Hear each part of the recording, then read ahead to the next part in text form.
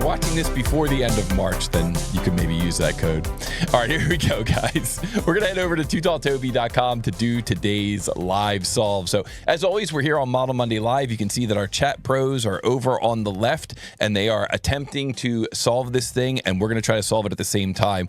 We're here at TooTallToby.com. We're going to access the full library, and we can see here that at the top of the library, we've got our challenge, 26-04-01. And in 26-04-01, we can see here that the challenge is a woodworking challenge. Interesting, woodworking here. We're going to say click here to practice. And boy, oh boy, are there a lot of skills tested in this one. Draft, loft, multi-material pattern, surfacing, wow, symmetry, and thin walls. This model is typically made from several wooden panels, but it could also be 3D printed. Okay, I like it. I like it. So here we go. We're going to try to be the first person to complete this practice model, and we're going to begin this thing in 3, 2, 1. Go. Wow, look at this thing. Boy, is this complicated. So the question here is, what is the mass of this multi-body part or assembly in xxx.x grams? And we're going to enter that in down here. This is a geometric pencil cup. So I saw one of these at a store. I thought this would make for a really cool model. I noticed that each of the panels was made out of a different piece of wood. So rather than just making it all out of wood, I wanted to challenge you to actually make these as separate panels. So I decided to create these out of different materials. So we can see that some of the side panels are made from plastic, ABS, and some are made from wood, American cherry. You can see that the base is made from steel. I made that out of plain carbon steel just because I figured it's probably got to be a little bit heavier so that this thing doesn't fall over. But again, in the version that I saw in the store, the whole thing was just different panels of wood. So now the question is, how would we create this thing? What would we do to create this thing? Well, even though the side panels of this thing are straight walled, whenever I see a shape that goes from one shape to another, and really it's kind of going from the same shape to the same shape. And what I mean by that is on the base here, we've got this 70 by 70 millimeter rectangle or square that's got these 5 by 45 degree chamfers, and on the top here we've got that same shape. We've got the 70 by 70 with a 5 millimeter chamfer on here. Here's the chamfer, 5 millimeter by 45. So it's really the same shape on both ends, but it is shifting by 45 degrees. Well, whenever I see that phenomenon, the feature that goes off in my head is loft. We want to make this using a loft. So I think what I'm going to do is I'm going to create this shape on the bottom. I'm probably going to extrude it up to 4 millimeters. And then after I've got that shape extrude up to 4 millimeters, I'm going to create this sketch up at the top here. And then I'm going to try to loft those two together. And so now I should have kind of the main shape that I need. Maybe at that point, what I could do is I could shell this thing out. So I could shell it out to 4 millimeters. And then I should pretty much have the outside shape. That's kind of what it would look like if it was all just made of wood. But then we kind of enter into phase 2 of this challenge, which is how do you get these parts to be separate? How do you break these up to be separate parts? Well, since we've got this panel here on the bottom that is, it's going to be separate when we get to that phase, but it's also going to be separate just like for the shell. I think making the shell only in the top section would make sense. I think what I'll do is probably when I extrude that and then when I go to do the loft, I'll right away make sure that those are separate parts or separate bodies. And then after I do that, then I think what I'll do is I'll try to do what's called a split command to kind of split up this upper section. Now, I don't really know Onshape quite as well as I know SolidWorks. I know in SolidWorks I could do that with some surfacing tools. So I think I'm going to try to do the same thing in Onshape and see how it works. And then if it doesn't work, I'll just pivot a little bit and see if I can come up with a different solution. So I know we took about almost 3 minutes there to come up with a game plan, but I think it's always important to come up with a game plan before you jump into your 3D CAD. And if you agree, be sure to hit the like button on this video. So here what I'm going to do is I'm going to click this button here, open in a new window. And what that lets us do is it lets us make this new window a little bit larger. We could also take that new window and drag it off to our second screen so that we can bring up Onshape in the foreground here, and we can really focus on creating this document in Onshape. So I'm going to call this thing 26-04-01 space geometric pencil cup. And then I'm going to put this into the public space here in Onshape. So if you get stuck or if you want to see how I created my model, you can just search that public space. And then the first thing we should always do in Onshape is we should make sure that we've got the correct workspace units. Now, I've set up millimeters and grams as my defaults, so I'm pretty confident that these are already going to be set up. But just in case you're working in a different unit system, make sure that you're set up using the correct unit system. Let me bring up my keyboard cam here, and we're going to now try to solve this thing. And you may notice on the left that people are asking questions questions or maybe coming in with some answers. I'm going to try and keep an eye on the chat, but if I do miss your question, I'll try to answer it at the end. So I'm going to start out here by going to the top plane, S key, begin a new sketch, N key, which is a shortcut for normal 2, S key. I'm going to create a center point rectangle, and I'm going to give that rectangle the dimensions of 70 by 70. And then I'm going to take that geometry and I'm going to extrude it, and I'm going to extrude that up to a height of 4 millimeters, and that is my component that's going to be like the base. Now, at this point, what I could do is I could add in my chamfer. Now, you may be asking yourself, why not just add the chamfer at the sketch level? And you can certainly do that. Honestly, I prefer to add chamfers and fillets at the feature level rather than adding them at the sketch level, but it's just a personal preference, and certainly different users are going to have different preferences. I don't think that it's going to make or break the model in this case. The one thing that I will do is after I add those chamfers at 5 millimeters by 45 degrees, I'll just click on this edge and do a little sanity check down here, where I'll come down here and look at the status bar. So you can see I single clicked on that edge, and then I'm just looking down here, 7.07, and you can see that that dimension is called out here in the print down here in that view of the base plate, 7.07. So that way I can I can make sure that I've got the correct geometry at that point. Yeah, we are modeling this in Onshape and Eternal. Yeah, the question is it free? You can visit onshape.com/free, and they do have a free offering. Yep. So now that I've got that kind of base shape down there, what I'm going to do is I'm going to create another shape, and that shape is going to be at the very top of the model. So if we look at the side view, the total height is 110. So I'm going to click on this plane here, and then I'm going to use the plane command, or for me, I've got it mapped into my S key, plane, tab, tab, tab. I'm using offset 110, enter, and enter. And boom, there's that plane up top. Now on that plane up top, I'm going to begin a new sketch. So S key, begin a new sketch, N key to get normal 2. And now here what I'm going to do is I'm going to use this one, the aligned rectangle option.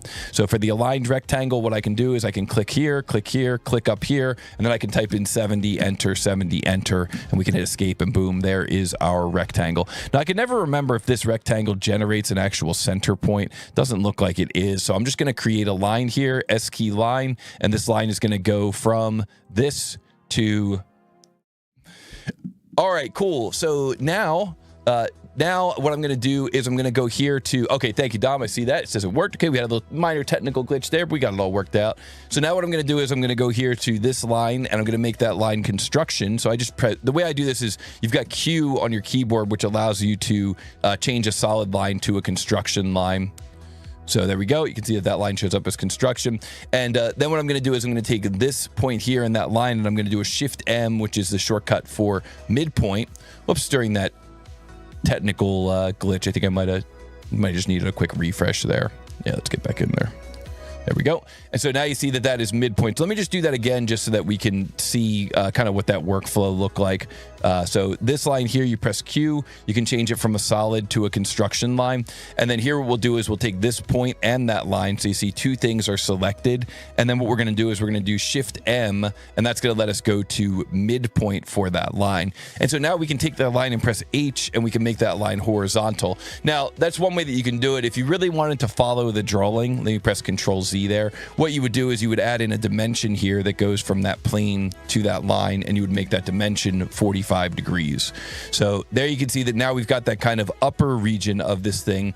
And now we can fly out this menu and add in a sketch chamfer. So we're not extruding solid geometry here, so we don't really have the option to add the chamfer at the solid. So I'll just add it here at the sketch level. And so I'll pick on that point, and by default, it actually happens to come up with 5 by 5. I'll pick on this point here as well, this point here as well, and this point here as well. And then I'll left click in the background. And when I left click in the background, it says, what do you want this dimension to be? 5. So 5, enter. What do you want this dimension to be? 5, enter. And there we go. That gives us that 5 by 45 degree chamfer on all 4 of those edges.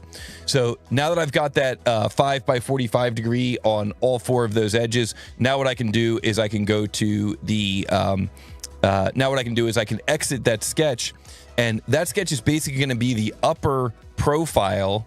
So we'll call this one like a Shift N upper loft profile. It's going to be the upper profile for my loft. So what I can do here is I can use that upper profile for my loft, and I can perform the loft command here in Onshape. Here's the loft solid loft command. And there's going to be a loft using solids, and it's going to go from this profile up here down to this profile down here, the face of the model. And that's kind of the cool thing you can do here in Onshape. You can loft between a sketch and a sketch, but you can also loft between two faces or between a face and a sketch. So we create that loft there. Now, this is where a little bit of planning really pays off, because one of the things I said was that I was going to do this as a new part. So when I choose new here, what happens is, well, I'm just going to open up a seltzer here real quick. Shout out to Spindrift. Not sponsoring today's live stream, but we love Spindrift. So what we can do here is we can click new when we're creating this solid loft. And what that does is it makes a new part down here in the parts list. So we've got this part, which is our base. And now we've got this part here, which is just like that upper lofted section. So new, that makes that a separate part. Now, why is that important? It's important because now what we can do is we can hide the base. Let me just rename this one Shift N, base part. So now we can hide this base part, and now we can go to the shell command. And for the shell command, we can make this 4 millimeters, and we can make that 4 millimeters between this face and this face. So I see Berserk in the chat says, that's cool. Yep, very cool. You can loft to a face. And then Yuri says, that's smart. Thank you, Yuri. Appreciate that. So you can see here that now what we ended up with is we ended up with that thing being shelled. And this is kind of what it would look like if it was all just made out of wood, if it was all made out of one material. But like I said, when I saw this thing in the store, what I noticed is that each one of these was its own panel, and it was kind of broken up here like so, similar to what you see in the drawing. It's kind of broken up like so. So in order to force all of you to kind of get some better practice in and maybe learn some new techniques, I decided to challenge you to do the same thing. So how do we split this thing up? Well, in SolidWorks, the way that I would split this up is I would do a loft, and I would do what's called a surface loft. So here you can see we're going to do a loft and we're going to do a surface loft. Well, you know, that's, I say in SolidWorks because that's where my background is. Let's see how it works in Onshape. So in Onshape, I'm going to click loft, and then I'm going to choose surface, and I'm going to create a loft that goes from this edge here to this edge here on the inside. Now, why am I doing that? I'm creating that surface because I'm going to use that surface to perform what's called a split. So if I use that surface and I perform what's called a split, what I'm able to do is take this model and split it up into multiple parts. So I'm going to hit the green check mark, and I think I'm just going to do it again. Loft. Going to create another loft here from this surface to this surface. Okay, and then I'm going to perform a split using that geometry. And I'll do one more here. Okay, so I'll do a loft here, loft, and I'm going to do a surface loft, and I'm going to create a surface loft that goes from this edge here to this edge here. Okay, so we're going to do a loft there, a surface loft, and split that up. And so now what we can do is we can take this 1, 2, 3 surfaces, and we can use those to perform what's called a split. So what a split does is it lets you take one single part, one single body, and break it up into multiple bodies by splitting it with the splitting tool. Okay, so what I'm going to do is I'm going to choose split. And now here for our parts, surfaces, or curves to split, well, that's going to be the main part here, the main body. And then entities to split with, wait a second. Not entities to split with, not entities, but entity to split with. Well, that's a little bit worrisome. So I pick this surface here, and then I'm going to also pick this surface. Ooh, nope, it's not going to work. I can only pick one surface. All right. So what can I do? Well, what I could do is I can hide this part here, and then I can once again do a loft surface. And now what I'm going to do is I'm going to loft from here to here, and I'm going to use the add function, which is going to merge these 3 surfaces together. So now those 3 surfaces are one surface body. And then I'm going to do the same thing down here. I'm going to loft, and I'm going to do a loft here from this edge, from this edge to this edge. Okay, and I'm going to do an add, and that's going to merge all those surfaces together. So now I've got one entity to split with. So we hit the check mark there, and okay, now let's show that bigger part again. Now let's do the split again. So we can search here for split, and we're going to search here. By the way, I'm going up here and searching up here in this box. So you go up here, search, and then we're going to search for split. And now the part or surface or curves to split, that's going to be the main part here. And then the entity to split with, well, that's just going to be the surface here, one surface going all the way up through there. And then you can keep both sides, or you can just keep one side. I usually do keep both sides. And then what I do is I go through and I look at my list here. So we've got this part, and this part. Well, this is the one I want to get rid of. So what you can do in Onshape is you can add a new feature at the bottom of the tree here to get rid of a body. So it's kind of like doing a cut. It's like the body was there. I used the body for the shell, and I used the body for the split and for the lofts here. But now I want to get rid of that body. And the way you do that is you pick the part down here. So you see how that part is highlighting? Then you press the delete key on your keyboard. And now what this is doing is it's adding a new feature at the bottom of the tree. It's adding a new feature here called delete part 1. It's adding a new feature down here at the bottom of the tree. So I clicked on the part and then I pressed delete on my keyboard. And then that added a new feature at the bottom of the tree. So now that I've got that new feature at the bottom of the tree, I hit the green check mark. Boom, that part is gone. Now we're just going to do a little bit of cleanup here. So for this part here, I'm going to right click and I'm going to say I want that to be edit appearance, and I'll make that kind of like a wood grain. And then I'll right click and I'll say edit or assign material. And the material here is going to come from the TooTallToby custom materials library. It's going to be American Cherry. And then I'm going to go to this part here. I'm going to right click. I'm going to say edit appearance, and I'm going to make this more like the blue from the customer. So it's almost like like a brighter blue there. And then I'm going to right click on this part and I'm going to say assign material. And this one's going to use the material from the TooTallToby custom materials library of ABS. So now that panel is wood. This panel is plastic, is ABS. And now what we can do is we can just give ourselves an axis to revolve about. Now I know I could use a mate connector. Shout out to Airwick and Victor K. They would both be like, just use a mate connector to do the circular pattern. But I'm just going to make a vertical line here. It just helps me visualize it a little bit more. So I started a new sketch there on the right plane. I made a vertical line there on the right plane. Now I'm going to hit the check mark, and now I'm going to do a circular pattern. And I'm going to take this part, and I'm going to circular pattern them around this line here. And what is that circular pattern going to be? It's going to be 6 instances. Nope. It's going to be 8 instances. Nope, not quite. It's going to be 4 instances, right? We're going to do that as 4 instances for that pattern. And so now we can hit the green check mark. We can show the base part again. And I think the only thing that's really left to do is just take the base part and give that the material of TooTallToby plain carbon steel. And let's see if we got it right.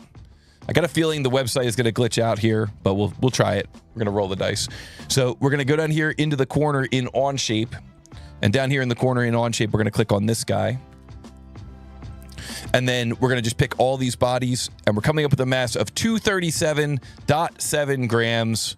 Let's go, let's go. So we go back to the website here, 21 minutes and 35 seconds, 237.7, and enter, and oh yeah, we did it. Let's go, let's go, let's go. 237.7 grams, 21 minutes and 38 seconds. Not bad, not bad. But listen, if you enjoyed that tutorial, be sure to hit the like button. Let me know if you have any questions down below. And if you like this type of challenge, be sure to visit us at TooTallToby.com. We've got over 300 of these challenges. And normally what we would do here is we would come in and we would take a look at the first 42, and we would try to see who actually finished this the fastest from the time it was released. We've been running into some glitches on that one for the past couple of weeks. So we're going to try to figure out a better solution there. But we'll figure it out. Don't worry, guys. We'll figure it out for now.